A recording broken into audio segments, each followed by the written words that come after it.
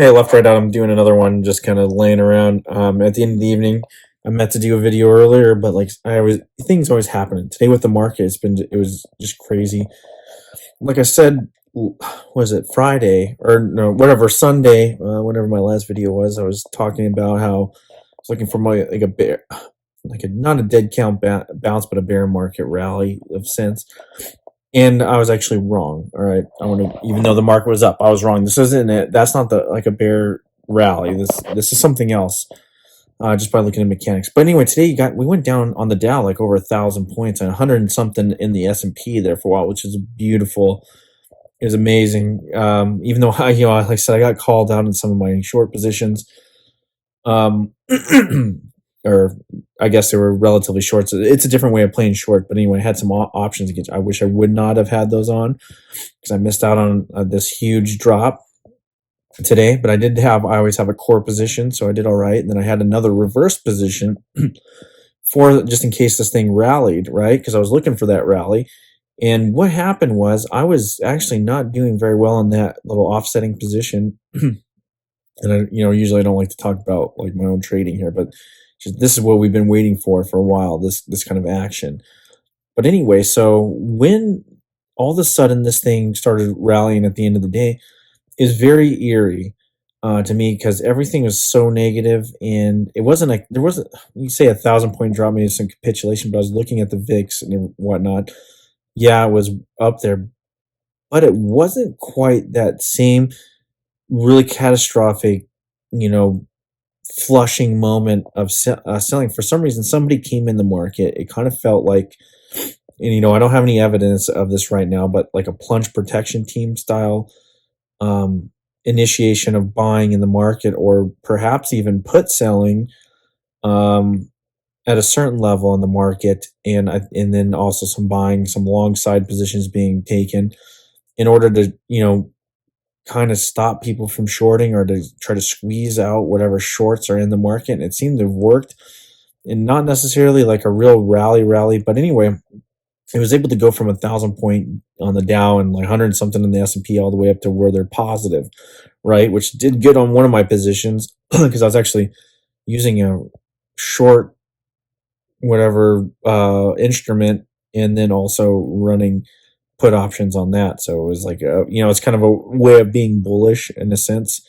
But then the other day, I used that same instrument in as a short position and made money off that as well. So there's way you need to educate yourself, and there's a lot of ways to play, especially when you get some volatility in the market like we have. Finally, there should be uncertainty in this market. Look at what is going on in the economy in general. It hasn't been good for decades, but it's been constantly deteriorating to the point now where you know, it's we've been hollowed out as a nation. We've got pretty much a two-class system, but people are getting eaten away by just the ramifications of the prices increasing.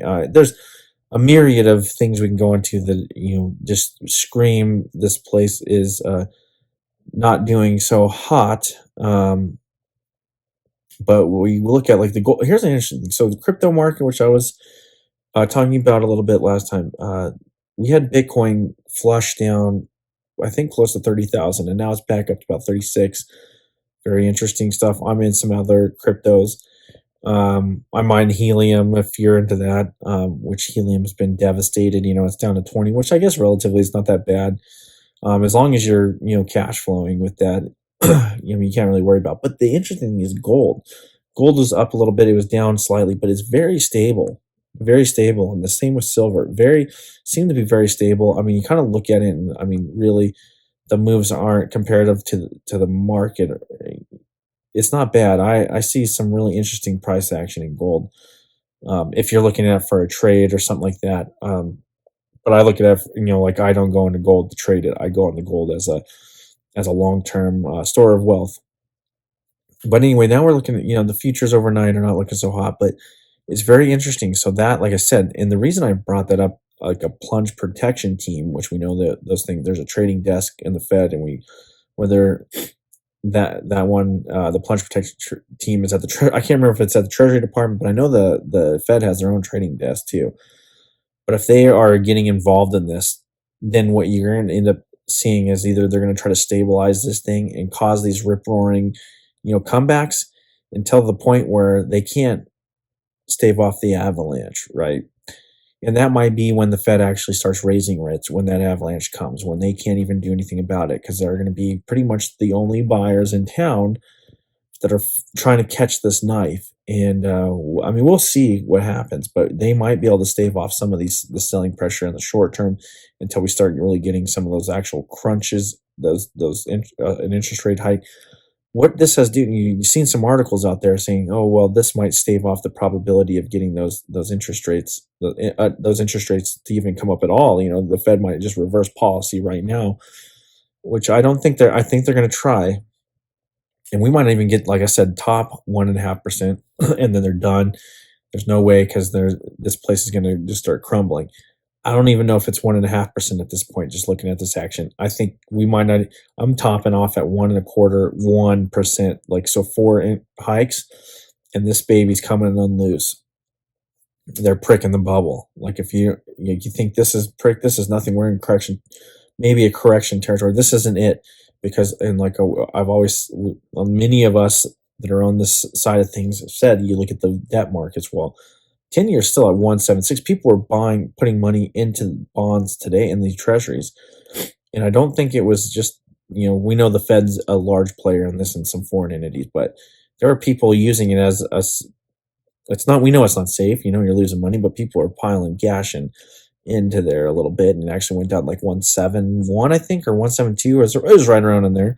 And then now it's back right now after hours. We're at one and three quarters. So 176. Miss a few bips on there, but so interesting price action. When you have that real flush, when things really start, you're going to see that baby it's gonna rocket ship up, and you're going to get just a bloodbath in that treasury market and bonds in general. But anyway, so we look at that. The market's just it. I love it. I love this. There is look at the state of economy. There is uncertainty out there, and the be so stable is just a facade. So it's good to have this volatility, a little bit of shakiness, out there. This is actually more of a representation of what the current state is in the economy. Um, but not only that, so a lot of people are blaming this on the Ukraine thing, which I have a lot of experience in the Ukraine front. I've been there. I've been there with the Ukrainian Marines, with their army. Um, Now, I talked about that press conference when Biden pretty much opened the door for Putin just to walk in there.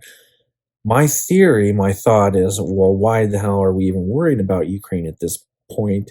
It seems odd that all of a sudden we're getting the beating of war drums as COVID is being kind of reeled back, or people that veil of that, we'll call it a hoax, or not a hoax because it's real, but we'll call it a misrepresentation of a crisis, right? So once that veil and people are starting to see the reality of that, all of a sudden now we're beating war drums and we're going to have this huge thing. And even if that were the case, let's say that these were legitimate concerns, which I mean, for the Ukrainians it is, but I think there's more things going on over there than what we're told, and we already know that because the media is a propaganda tool.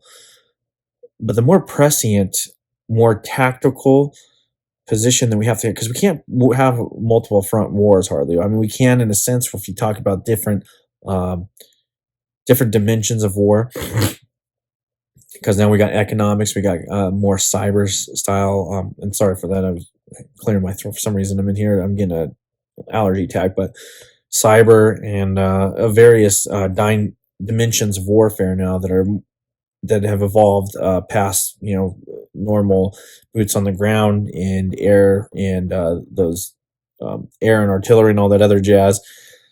But still, when it comes, those are boots on the ground and air, multifaceted forces like that are still primary means of military projection of power.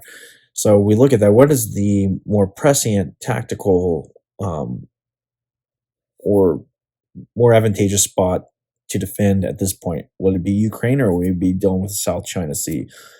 I'm going to argue the South China Sea, and China is a more prescient enemy and that is not only just from an economic standpoint, but that uh, from a rising power, but it's from an economic standpoint, dealing with our supply, critical components of our supply chain, from various um, goods and military components as well. So, like I've mentioned in my last one, Taiwan, one of our primary supplier of certain semiconductors and chips. Um, they are essential to us strategically, and just whether it be militarily or just economically. And granted, yeah, we should not rely on one nation for so much stuff, and we should be building those factories here or solidifying those supply chains. And that's a free market should uh, be doing that. We should incentivize it as well from a government standpoint. And the military should be contracting or giving contracts out to more stable supply chains, because right now a lot of our military gear, or if we're going to have to fix it, there's certain maintenance issues with certain products, whether that be jets, especially jets, tanks, uh, boats, I mean, you name it. These have scheduled maintenance intervals, and just wear and tear. These things have to be maintained. And a lot of those parts are not, domestically sourced. Uh, so there's another tactical or another strategic level, a layer on there of thinking. But anyway, I'm saying Taiwan's more of a prescient matter than Ukraine. And you can't just wishy-wash your way around these issues. So if you want to stand up for Ukraine, that's fine, then let's do it. If you're going to stand up for let's do it. You can't walk this weird, weak rope. It's either have command presence, make a call, and let's go for it. You can't, well, we'll put maybe a sanction, or we might do, man, guys like Putin that are real leaders, and whether you like that guy or not, he is a leader. He's going to take a stance. He's going to pick a direction. He's going to do it, and people are going to follow him because of his, his presence and his ability. It might not even be the best, decision in the world, but that's not what you're asking of a leader. You're asking of him to make the best decision he can at the moment with the most, with the available information, and to own it. And Putin will do that. Our leadership will not. They will blame other people or whatever. They won't even make a decision at this point. They just don't. They just wishy-washy around, trying to play both sides. So if it does fail, or if something else happens, they can just come up with something. And to think that you can just threaten Putin with dollar-denominated crap is just out of this world. Anyway, I want to keep it right here. Talk to you later. Left, right, out.